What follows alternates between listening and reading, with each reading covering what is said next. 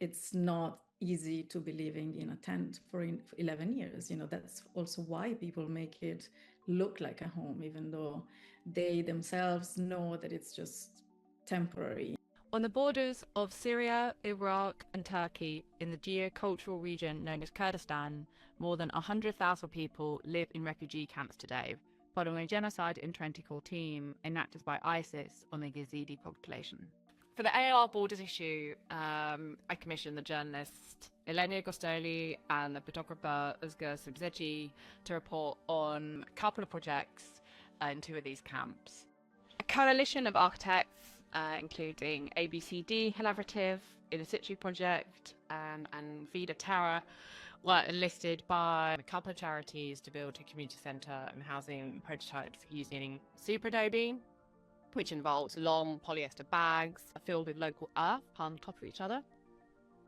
It was a challenging commission for several reasons. It was the first time in my career at the AR that it was important that the writer was trained to work in conflict zones, for example. And I had to write an accreditation letter to the Kurdistan regional government to allow Ylenia and Özge to access the camp. But it was vital that they visited in order to speak to people on the ground and capture the building's relief. I don't think anybody I interviewed or spoke to saw the camp as a permanent solution. All of them knew that they were going to move on to somewhere else at some point. Of course, their hope is to move back to Sinjar.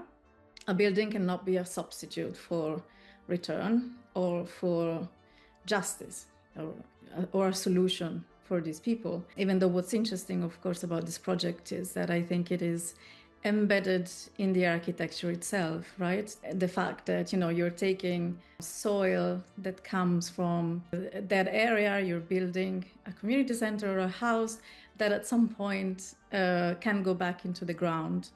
It really did improve people's lives. I mean, of course it did.